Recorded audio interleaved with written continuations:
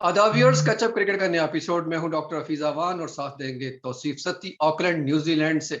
सती साहब, पाकिस्तान और क्रिकेट कजिए ही कजिए, किस्से ही किस्से। एक नया किस्सा ये कि अब फिर से एक सिलेक्शन कमेटी नाम की चीज अनाउंस कर दी गई है। जी। अनाउंस भी कैसे की गई है कि वो हमें पता चला है, बीबीसी में एक इंटरव्यू दिया है अपने नजम सेठी साहब ने, पाकिस्तान क्रिकेट बोर्ड के चेयरमैन। वो के चेयरमैन नहीं हम कह देते हैं उनको, लेकिन बहरहाल है तो चेयरमैन ही ना, क्योंकि वो मैनेजमेंट कमेटी के सरबराह हैं। मतलब थोड़ा सा लफ्जों को घुमा फिरा के, बहरहाल वही, क्योंकि ऑल इन ऑल है तो हम चेयरमैन भी कह लें तो कोई हर्ज नहीं। तो उन्होंने कहा है कि जी हमारी चेयरमैन सॉरी सिलेक्शन कमेटी के ये लोग मेंबर्स हैं, जिनमें हारून रशीद हैं और मिकी आर्थर है, जो अभी तक पाकिस्तान पहुंचे नहीं है। कब पहुंचेंगे ये हमें मालूम नहीं।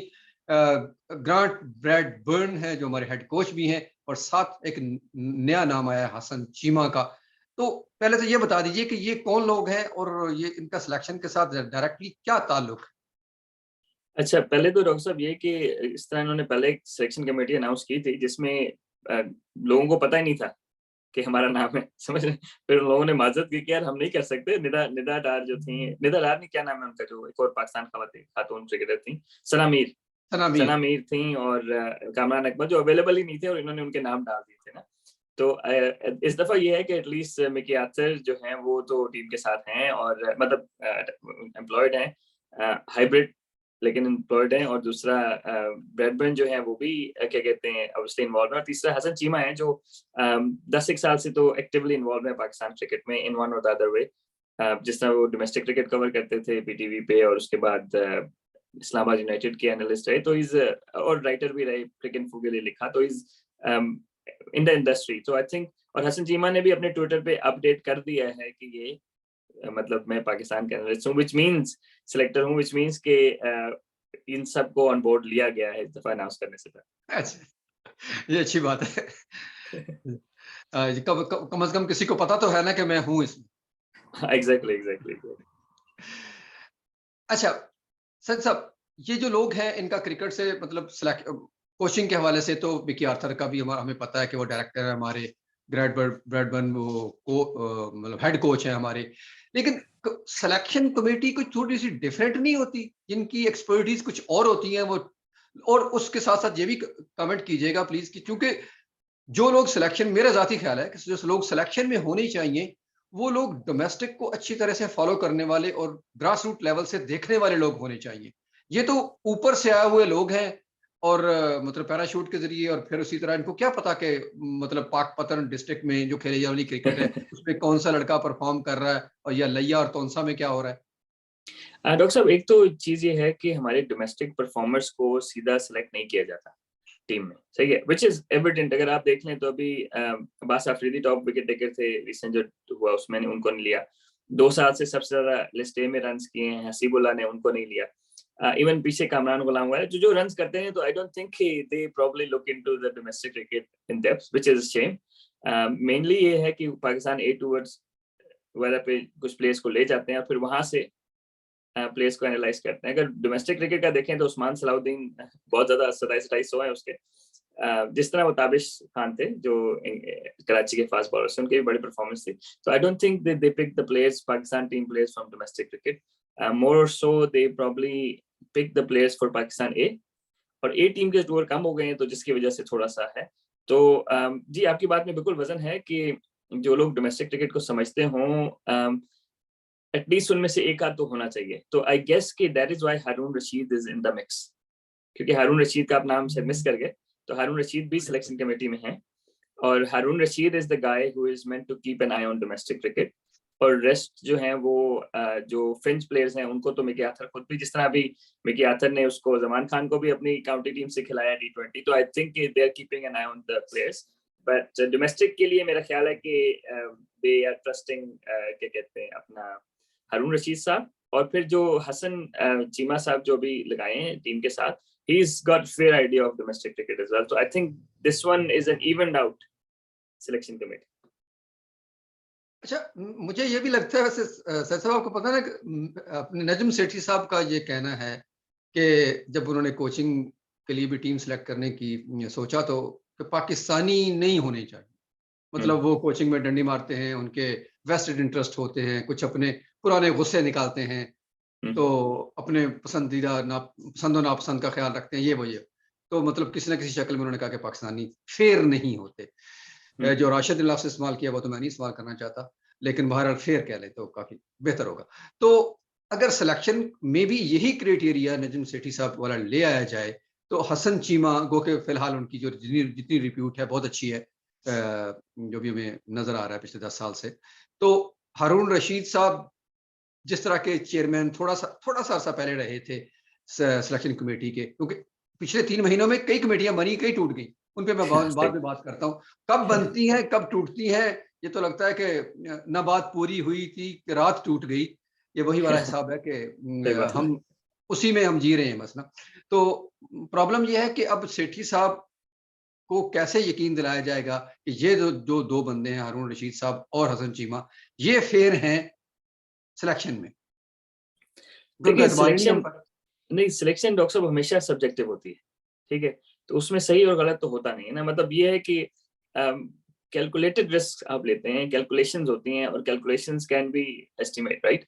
तो हसन चीमा जो है वो is analyst, right? So I don't think he will be an active selector in that way, but he will give you different type of, एक स्टैट्स होते हैं और एक मतलब आपके एनालिसिस होते हैं ना, और एक होते हैं रेलेवेंट स्टैट्स और रेलेवेंट एनालिसिस, राइट?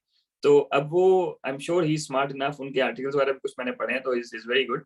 तो वो जो है वो सिलेक्शन कमेटी को हर प्लेयर के रेलेवेंट स्टैट्स प्रोवाइड करेंगे और फिर उसकी बेस पे एनालिसिस करेंगे कि यार इस प्लेस की ये स्ट्रेंथ है, ये वीकनेसेस हैं, हम ऑपोजिशन जिसको खेल रहे हैं उसकी ये स्ट्रेंथ्स हैं, ये वीकनेसेस हैं, हम जहाँ जिस जगह पे खेल रहे हैं उस जगह पे ये प्लेयर्स कितना सूटेबल होगा कितना नहीं। He's done his job, he's forwarded it to the selection committee, right? And then they obviously उनका अपना है। तो डॉक्टर साहब in the end selection there is no right और रॉन्ग सिलेक्शन, मेरे हिसाब से सब्जेक्टिव होती है और फिर the person who is in charge is responsible, right? तो जो भी होगा ऊपर मिकी आर्थर है जो भी है, तो वो इसको अपने हिसाब से लेंगे। आई एम श्योर कि सारी सिलेक्शन सही नहीं होंगी, लेकिन इट इज सब्जेक्टिव, तो because they are responsible for it, so they should obviously make the selections as and what they want. अच्छा, आपके जवाब से एक और ज़िमनी सवाल निकल आया, वो ये कि आपने कहा कि डेटा एनालिस्ट के तौर पर हसन चीमा को साथ लगाया गया है। हसन चीमा जो भी डेटा प्रोवाइड करेंगे, हमारे जो कप्तान हैं इस वक्त सुपरस्टार है क्रिकेट के, बाबर आजम, उनका कहना है कि मैं कोई डेटा पे ज़्यादा बिलीव नहीं करता। मैं तो कहता हूँ कि बस जो क्रिकेटर है वो क्रिकेटर है और उसको मैदान में भेजो और वो परखचे उड़ा देगा। तो how does it work? Babar उस चीज़ को बैक करेंगे, नहीं करेंगे, तो ये कहीं इनके दरमियान में प्रॉब्लम तो नहीं आएगा? नहीं पीसीबी असल में और दो बाबर चीजें हैं, एक बाबर बात कर रहे थे मैच की स्ट्रेटेजी की ना, ठीक है? मैच डे स्ट्रेटेजी जो है ना वो हिस्ट्री इज हिस्ट्री, राइट? तो बाबर उस सेंस में बात कर रहे थे, हिस्टोरिकल डाटा है वो हिस्टोरिकल डाटा है, we have to play today, right? तो वो शायद उस सेंस में बात कर रहे थे और मे बी शायद मैंने पूरी बात सुनी नहीं, तो maybe he was implying something else as well. जो ये डाटा प्रोवाइड कर रहे हैं ये बेसिकली डाटा की बेस पे एनालिसिस कर रहे हैं, so he's not purely working on data, he's doing analysis। और क्योंकि एक डाटा होता है और एक सिलेक्टिव डाटा होता है ना, तो आपने जो है वो सिलेक्टिव डाटा से किसी नॉर्मल बंदे को अच्छा प्लेयर बना सकते हैं, ठीक है, और किसी अच्छे प्लेयर को बुरा प्लेयर बना सकते हैं, जो लोग एनालिस्ट करते हैं। तो good thing about him is like for example he will give pros and cons of each player, right, which makes it easier for the selectors to make decisions, right? So I think, or obviously he will have input, so I think this is a good sign Pakistan is heading towards the right direction in that way. He's not the sole selector, but he will have a different kind of input, क्योंकि जो talent identification है ना वो तो Mickey Arthur वगैरह का काम है कि जो नजर रखेंगे ना, सही है, या फिर हारून रशीद का काम है या फिर ग्रांट ब्रैडमैन का काम है, इन लोगों का काम है कि नजर रखें। हसन चीमा जो है इनका काम है कि उनको रेलेवेंट डाटा का एनालिसिस करके दें कि यार ये स्ट्रेंथ्स हैं, ये वीकनेसेस हैं और ऑपोजिशन ये है, ग्राउंड का साइज ये है और एक्स वाई जेड, राइट? तो उससे ही हो जाएगा कि वो इनको एक थर्ड पर्सपेक्टिव मिल जाएगा which is very important and which is probably needed. And I think कि Mickey Arthur might have initiated this to PCB के यार हमें जो है ना वो एक सिलेक्टर इस तरह का चाहिए जो इस तरह का एनालाइज कर सके चीजों को। अच्छा, इससे पहले जो सिलेक्शन कमेटी थी उसमें थे कामरान अकमल, अपने यासिर हमीद, मोहम्मद समी, जी बस ये तीन थे, यही तीन थे। अच्छा, कुछ और हारून रशीद साहब चेयरमैन, क्योंकि हमें खुद नहीं पता, बल्कि उनको उन बेचारों को खुद नहीं पता था कि हम सिलेक्शन कमेटी में हैं, तो हमें बिल्कुल कैसे याद रहेगा कौन था कौन नहीं था, इसलिए अगर सही कोई कह भूल रहे भी जाए तो माफ कीजिएगा। तो बहरहाल ये लोग थे, ये कब आए, कब चले गए, इनके आने की क्या वजह थी और जाने का क्या हुआ? अच्छा, ये अजीब सी बात है क्योंकि पहले इन्होंने इंटर्म सिलेक्शन कमेटी जिसमें अफरीदी और अब्दुल रज़ाक और राव इफ्तिखार अंजुम को लगाया था, ठीक है। तो अब्दुल रज़ाक भी थोड़ी बहुत डोमेस्टिक में कोचिंग करते रहे, राव इफ्तिखार तो पाकिस्तान अंडर 16, अंडर 19, 18 के कोच रहे हैं, तो दे वर, लेकिन उनको एड हॉक जिसको आप कहते हैं टेम्पररी तौर पे लगाया था ताकि इस दौरान ये प्रॉपर सिलेक्शन कमेटी बना सकें, ठीक है। तो जो इन्होंने इस दौरान प्रॉपर सिलेक्शन कमेटी बनाई उसको भी 3 महीने में हटा दिया, तो इट्स आई थिंक कि मुझे नहीं पता कि मोहम्मद समी का कितना एक्सपीरियंस है इस डोमेन में। he was a very good cricketer. Similarly Rashid sorry जो क्या कहते हैं हमारे अच्छा। यासिर हमीद है, उनका कितना है इस डोमेन में, क्योंकि कामरान अकमल ने तो पहले ही बता दिया कि उसकी दूसरी कमिटमेंट्स है तो वो नहीं कर सकता, ठीक है। तो he hasn't actually, he's never joined formally as a selector. So and he's got conflict of interest with his brother playing, so I think it's wise for him to stay away from selection at right now. तो वो जो दो हैं उनको आपने 3 महीने पहले सोच समझ के लगाया होगा। एक बंदा आपने केपीके से लगा दिया और एक बंदा आपने कराची से लगा दिया, सही है। लाहौर का आपने कोई बंदा नहीं रखा, और क्योंकि पीसीबी खुद लाहौर में है तो मेरा ख्याल है वो सेठी साहब he was probably undercover selector from Lahore. और हारून रशीद साहब को तो I think what I don't like about it is कि जिस तरह वो हारून रशीद साहब के साथ बैठ के सिलेक्शन टीम अनाउंस कर रहे हैं, उनके साथ कर रहे हैं, तो आई फील लाइक मेरी ओपिनियन है, अगेन स्टेटमेंट नहीं है, ओपिनियन है, वो ये है कि हारून रशीद मुझे थोड़े से डमी सेलेक्टर लगते हैं इस जिस तरह उनको सेठी साहब इस्तेमाल कर रहे हैं। अच्छा, आपने इंटरम की बात की जो पहले थी, इससे पहले इसमें कामरान अकमल थे और फिर अगेन को पता नहीं कौन कौन था, बल्कि उससे पहले एक इंटरम थी जिसमें शायद अफरीदी चीफ जी सेलेक्टर थे और बिल्कुल दो जिनका नाम लिया आपने, अब्दुल रज़ाक और राव इफ्तिखार अंजुम। जी। अच्छा, सच साहब उन दोनों को क्या प्रॉब्लम था कि उनको हटा के तो इनको लगा दिया? शायद अफरीदी ने तो पहले बता दिया था कि मैं लंबा नहीं चल सकता, मेरी अपनी बहुत कमिटमेंट्स हैं, हाँ, नहीं, बाकी वो दोनों तो को मेरा ख्याल है कि उस टाइम तो वो तो केयर टेकर वाला काम था ना, कि उन्होंने कहा कि हमें for the time being care taker ऐसे चाहिए जो इसको मैनेज कर सकें, और दे ऑल न्यू कि उन्होंने परमानेंट नहीं है ना, जिस तरह हमारे मोहसिन हसन खान साहब को एक तरह इस तरह टेम्पररी लगाया था, उन्होंने 2 सीरीज जितवा दी, उसके बाद उनको हटा दिया। वो, तो लेकिन क्योंकि वो ये जख्म आज तक भूले नहीं है उनको हाँ, हटाने नहीं, वो का। कह रहे हैं जी वो क्वालिफाइड कोच नहीं है, तो हमने क्वालिफाइड कोच लगाना है, तो उनको तो इंटर्म लगाया था तो वो परफॉर्म कर गए। बट आई थिंक राव तो इन्वॉल्व है Pakistan A team, under 19, under 16, वो तो 3-4 साल से एक्टिवली इन्वॉल्व था हाई परफॉर्मेंस में, तो he was a good choice. And similarly Abdul Razzaq was involve in domestic cricket, वो कोच भी थे एक टीम के, तो आई थिंक वो वाइज था। सना मीर को भी उन्होंने डाला था, जो उन्होंने माजत करे, उनका भी मेरे से पूछ तो लेते यार। बिल्कुल, बिल्कुल, बिल्कुल। अच्छा, इसमें जो इश्यू है ना सर साहब, वो यही है कि अब जैसे आपने कहा कि कामरान अकमल ने जॉइन नहीं किया, तो कामरान अकमल ने हमारे ही प्रोग्राम के एक इंटरव्यू में उन्होंने ये कहा था कि मैंने फिलहाल जॉइन नहीं किया। उन्होंने ऐसी इंटेंशन शो नहीं की थी कि मैं जॉइन नहीं करूँगा। फिलहाल मेरी कमिटमेंट्स हैं, वो शायद वो फाइनेंशियल ज़्यादा भारी होंगी, इसलिए उन्होंने कहा कि फिलहाल इसको साइड पे कर देते हैं, ये बाद में जॉइन कर लेंगे। लेकिन ऐसी कोई खबर हमारी नज़र से गुज़री नहीं कि उन्होंने बाद में जॉइन किया या नहीं किया। बाकी जहाँ तक आपने कहा कि कॉन्फ्लिक्ट ऑफ इंटरेस्ट है, तो ये इस चीज़ को हम पाकिस्तान में इतना बॉदर नहीं करते कि ये होता है तो होता रहे। बल्कि ये तो अच्छा रास्ता है कि भाई भी खेल जाएगा इस बहाने। तो मेरा ये ख्याल है कि इसका मतलब है कि राव इफ्तिखार अंजुम और जो है अपने अब्दुल रज़ाक अब दोबारा कभी नहीं बन सकेंगे, क्योंकि वो इंटरिम सेटअप में पहले से हो गए। इससे तो ये लगता है ना फिर? हाँ, कोई पता नहीं, लेकिन I think Rao Iftikhar should be suitable क्योंकि वो सारे यंग प्लेयर्स को जानते हैं। मेरा भी ये ख्याल है।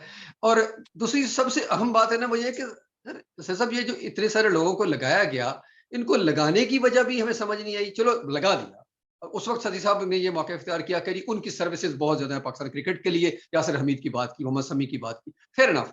उनको आप कोई फाइनेंशियल बेनिफिट देना चाहते हैं, उनको सिलेक्शन तो क्या होनी है, जो भी होनी है वो होनी है, वो तो हो चुकी होती है। तो चलो उनको अगर अपने मतलब उनकी कुछ तनख्वाह लगानी है पर मंथ, तो ठीक है लगा दीजिए। लेकिन वो फिर इतनी शॉर्ट टर्म क्यों कि वो भी इंटरिम ही साबित हुए और आए बगैर ही बिल्कुल, चले गए।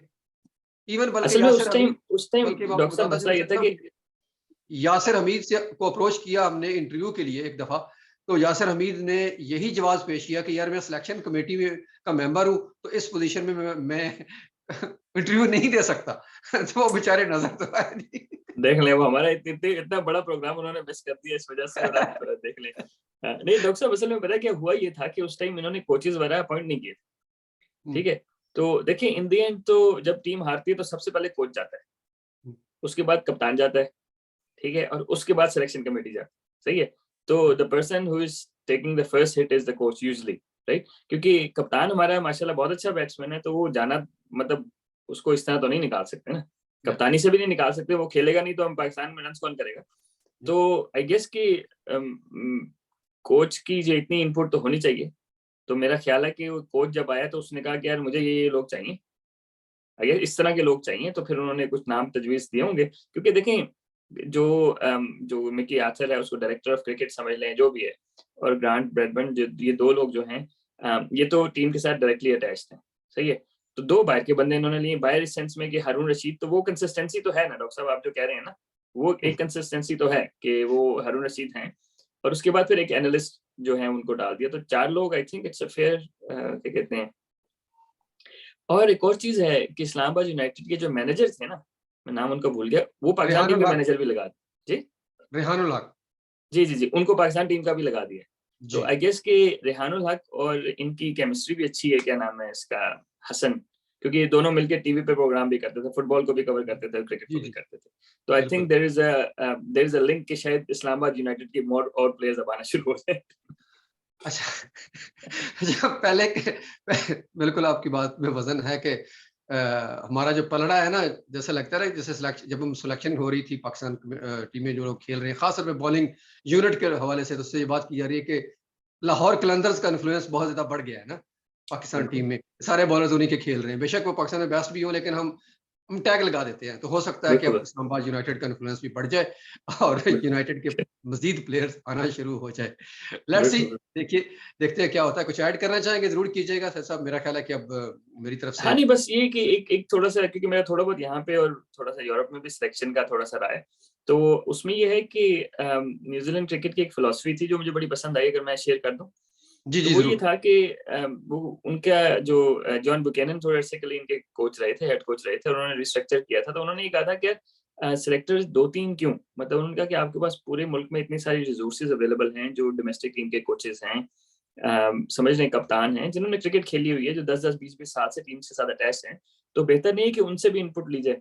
तो उन्होंने जो स्ट्रक्चर किया था, किम लिटिल जॉन हैं, जो लॉन बॉल्स ऑस्ट्रेलिया से आए, हाई परफॉर्मेंस मैनेजर, क्रिकेट से उनका ताल्लुक नहीं था बिल्कुल भी। उससे पहले वो ऑस्ट्रेलियन बेसबॉल के लिए काम करते थे, सॉफ्टबॉल के लिए काम करते थे।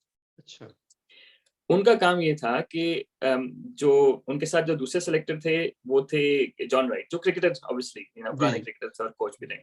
ठीक है, अब John Wright basically main decision maker थे, लेकिन किम लिटिल जॉन जो थे, वो जो फ्रेंच प्लेयर्स थे, उन सारों के बारे में फीडबैक उनके कप्तानों से, हुँ, और जो 6 टीमें डोमेस्टिक यहाँ पे सारे डोमेस्टिक कोचेस से, उनके अपने कोच से भी, ऑपोजिशन से भी। तो उन्होंने कुछ इस तरह सिस्टम बनाया हुआ था, उन सारों से फीडबैक लेते थे उस प्लेयर के बारे में, ठीक है? हुँ। और वो फ़िल्टर करके फॉरवर्ड कर देते थे, ठीक है? तो उसमें ये हुआ कि आप फिर सारी रिसोर्सेज़ को यूज़ कर रहे हैं, ठीक है? तो उसमें आपका जो नेचुरल बायस है ना, वो होने का चांस बहुत कम है, क्योंकि आप 2 लोग नहीं, आप एक तरह से तो टेक्निकली उस टाइम न्यूज़ीलैंड के सिर्फ 2 सिलेक्टर थे, सही है? हुँ। लेकिन अगर आप देखा जाए तो इनपुट वो 1 दर्जन लोगों से ले रहे थे। तो आई ओके। थिंक कि that was a very good model. क्या कहते हैं, मेरा थोड़ा-सा सिलेक्शन का भी इस तरह हुआ कि मैं सिलेक्शन में सेटअप में रहा, और हमें पहले से ही एक सेटअप क्राइटेरिया दिया हुआ था, जिन पैरामीटर्स के तहत हमने टीम सेलेक्ट करनी थी, सही है? ठीक, तो उसमें फिर ये हो जाता है कि आप फिर वो बॉक्सेस पहले टिक करते हैं, उसके बाद प्लेयर देखते हैं ना, समझ रहे हैं? तो आई ठीक है। Think that's a very good model, sustainable है, और उसमें ये है कि फिर आप किसी को भी लगा देंगे सिलेक्टर, तो उसको पता है कि इन पैरामीटर्स पे मैंने काम करना है। तो दैट मेक्स इट ईज़ियर, क्योंकि बाज़-औक़ात आप प्लेयर्स को सिलेक्ट कर रहे होते हैं पोटेंशियल के ऊपर, बाज़-औक़ात परफॉर्मेंस के ऊपर कर रहे होते हैं, सही है? बाज़-औक़ात एक्सपीरियंस के ऊपर कर देते हैं। These are 3 different parameters, right? तो उसके बाद फिर आप क्रिकेट बोर्ड आपको बताता है कि यार अभी हम जो है प्लेयर्स को डेवलप करना चाह रहे हैं, अगले 2 साल। तो फिर आपका सिलेक्शन का जो क्राइटेरिया है ना, उस हिसाब से थोड़ा-सा चेंज हो जाता है। अभी हमें फास्ट बॉलर्स चाहिए, तो उस हिसाब से चेंज हो जाता है। अगर हमें अच्छे बैट्समैन चाहिए, कहने का मेरा मकसद ये है कि it has to be driven by PCB, लेकिन अनफॉर्चुनेटली क्योंकि हमारे जो है वो इतनी ज़्यादा इंटरप्शंस रही हैं क्रिकेट बोर्ड में रीसेंट पास्ट में, कि वो एक हम सेटअप बना नहीं सके। लेकिन आइडियली मेरा ख्याल है कि अगर एक इस तरह का सेटअप हो ना, तो फिर सिलेक्टर किसी को भी लगा दें तो फ़र्क नहीं पड़ता। That's great. बहुत बहुत अच्छा एक्सप्लेन कर दिया सर साहब आपने कि एक फ्रेमवर्क हो जिसमें सारे काम करें, और एक रेफरेंडम नहीं, पॉलिटिकल टर्म्स हो जाती हैं, तो अच्छा। कुछ ऐसी चीज़ें इस्तेमाल की जाएँ कि जो क्राइटेरिया जो भी बनाया जाए, इससे फ़र्क नहीं पड़ता कि बंदा कोई भी आए, कोई भी जाए, उस फ्रेमवर्क के अंदर वो काम करेगा तो बिल्कुल ठीक-ठाक काम चलता रहेगा। यानी कि आईनी और कानूनी जो हदूदों का युद्ध है, उससे कोई भी इदारा या कोई भी शख्स तजावुज़ ना करे, तो मेरा ख़्याल है कि तमाम चीज़ें बखूबी चल सकती हैं। बिल्कुल सही। इसके साथ ही इजाज़त चाहते हैं, फिर हाज़िर होते हैं बहुत जल्द। अल्लाह हाफ़िज़। अल्लाह हाफ़िज़।